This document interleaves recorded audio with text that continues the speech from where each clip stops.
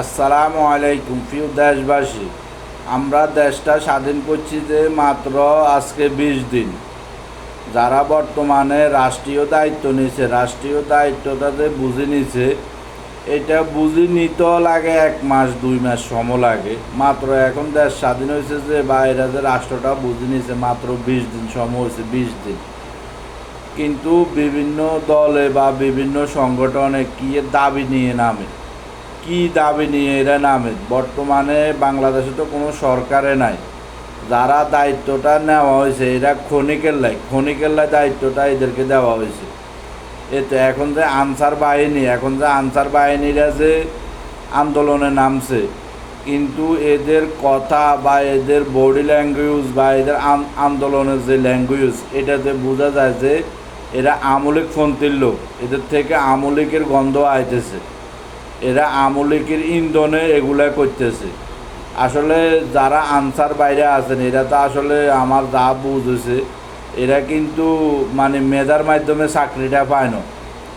এদের মেধার মাধ্যমে চাকরিটা পায় না, যা বোঝা গেছে এরা টাকা দিয়ে চাকরিগুলা কিনে নিছে, চাকরিগুলা টাকা দিয়ে কিনে নিছে।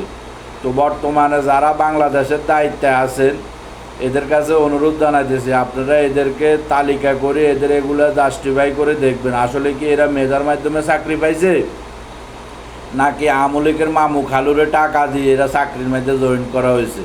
এগুলো আপনারা একটু জাস্টিফাই করে দেখবেন।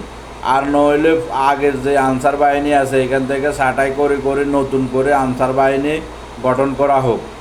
এখান থেকে ছাঁটাই করে নতুন করে আনসার বাহিনী গঠন করা হোক, ওইটা সবচেয়ে ভালো হবে। বর্তমানে বাংলাদেশের অবস্থা বহুত কঠিন।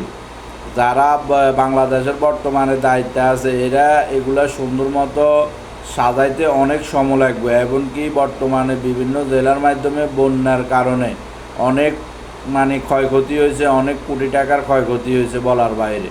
এমনকি অনেকজনে মারা গেছে। বর্তমানে বাংলাদেশের পরিস্থিতি ভালো না। যে বাইরেই আন্দোলনে নামবেন, আপনারা আপনাদের প্রতিবাদ করতে পারবেন, রাজপথে নামে আসতে পারবেন, কিন্তু আগে যে কোনো একজন সরকার গঠন করার পরেই আপনারা আপনাদের দাবি নিয়ে কার কি দাবি আছে তখন আপনারা নামিয়েন, তখন এগুলো দাবিগুলো পূরণ করা হবে। কিন্তু বর্তমানে আপনারা কোনো দাবি নিয়ে নামিয়েন না। কি কারণে? বর্তমানে দেশের পরিস্থিতি বহুত খারাপ।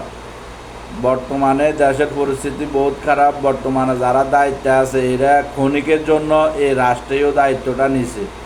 এরা রাষ্ট্রীয়টা সুন্দর মতন সাজায়, তারপরে সুস্থ একটা নির্বাচন দিব। নির্বাচনের মাধ্যমে যে সরকার ক্ষমতা তাইয়ে ওই সরকারটা দেশ চালাইব, যে সরকার ক্ষমতা তাইয়ে ওই সরকারে দেশ চালাইব।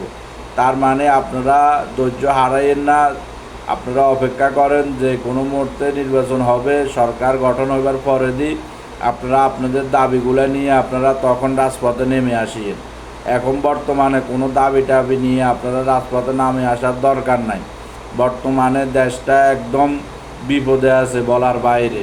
এমনকি আপনারা দেখতেছেন না, বিভিন্ন জেলার মাধ্যমে পানির কারণে মানুষের হাহাকার শুরু হয়ে গেছে।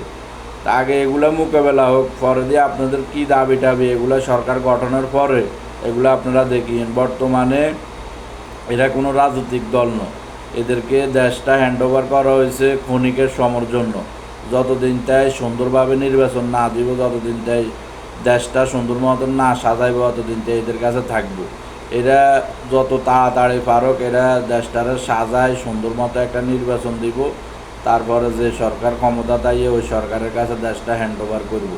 তারপরে আপনারা আপনাদের দাবিগুলো নিয়ে নামিয়েন। আপাতত কোনো দাবি নিয়ে নামার দরকার নাই।